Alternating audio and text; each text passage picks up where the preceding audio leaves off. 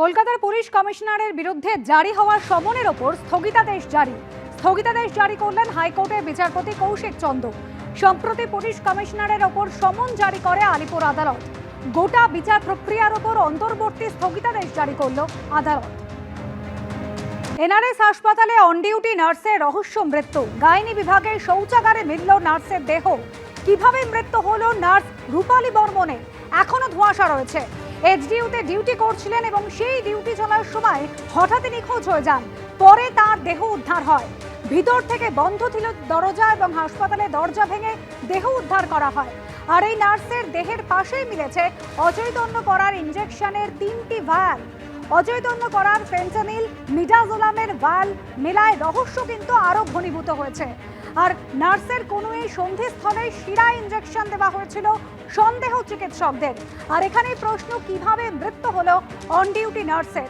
ময়না তদন্তের রিপোর্টের অপেক্ষায় রয়েছেন তদন্তকারী অফিসাররা।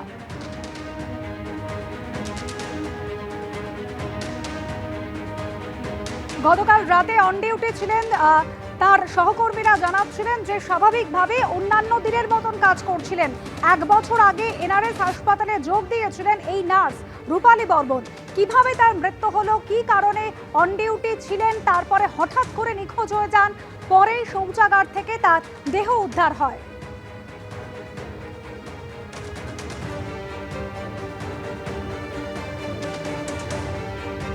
শৌচাগারের ভিতর থেকে দরজা বন্ধ ছিল। এরপর হাসপাতালের দরজা ভেঙে তার দেহ উদ্ধার করে পুলিশ।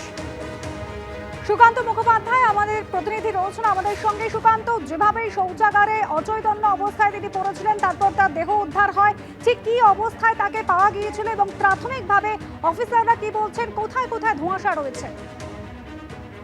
দেখো, গতকালকে যারা নাইট শিফটে ডিউটি করেছিল এবং শেষ যে বা যিনি এই নার্স স্টাফকে শৌচালয়ের দিকে যেতে দেখেছিল, তাদের নামের তালিকা ইতিমধ্যে তৈরি করা হয়েছে, তাদের বয়ান নথিভুক্ত করা হচ্ছে এবং এখনো পর্যন্ত এই নার্সের ফোন বাজেয়াপ্ত করা হয়েছে। শেষ কার সাথে তার ফোন কল হয়েছিল, কার সাথে শেষ বা তার কথোপকথন বা কনভারসেশন হয়েছিল সেটা দেখা হচ্ছে, বা হোয়াটসঅ্যাপ চ্যাট, এগুলো সমস্ত কিছু কিন্তু দেখা হচ্ছে।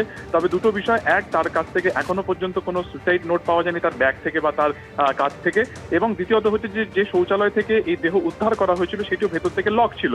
তো সবকিছুকে এক জায়গাতে মিলিয়ে নিলেও বেশ কিছু মিসিং লিঙ্ক কিন্তু রয়েছে এবং সেই কারণে সিসিটিভি ফুটেজ খতিয়ে দেখা হচ্ছে, যা ইন্টারনাল রয়েছে বা ভেতর দিকের ওয়ার্ডে রয়েছে বা বাইরের দিকে রয়েছে, এই দিকের সমস্ত কিছু এন্টালি থানা ইতিমধ্যে তদন্ত করছে।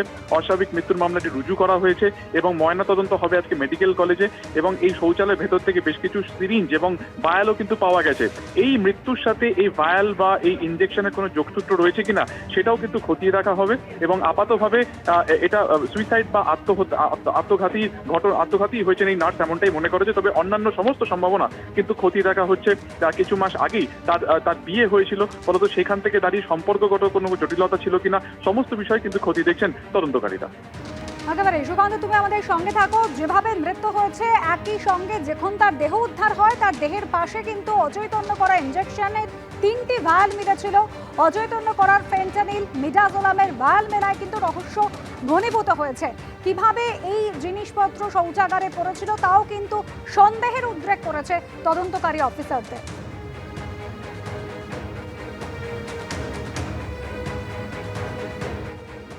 ইন্টালি থানায় একটা ইনফরমেশন এসেছিল কি একজন নার্স উনি মোশনলেস অবস্থায় পাওয়া গেছে। ইমিডিয়েটলি আমাদের টিম ওখানে গিয়েছিল। এখানে আজকে এনআরএস হসপিটালে এলো। We talk to the doctors and doctors declare her dead. She was a nurse of the gynae ward. এই ঘটনা রাত্রি 10:30টার দিকে জানা গেছে। তো ইমিডিয়েটলি যা যা স্টেপস আছে, আমাদের সিন অফ ক্রাইম আছে, সেটা সিল করে দেওয়া হয়েছে এবং আর এখন পোস্টমর্টম করা হবে। এবং বাকি যা ইনভেস্টিগেশন আছে অলরেডি আমাদের ডিডি হোমোসাইড স্কোয়াড যারা আছে ওরা অলরেডি টেক আপ করে নিয়েছে।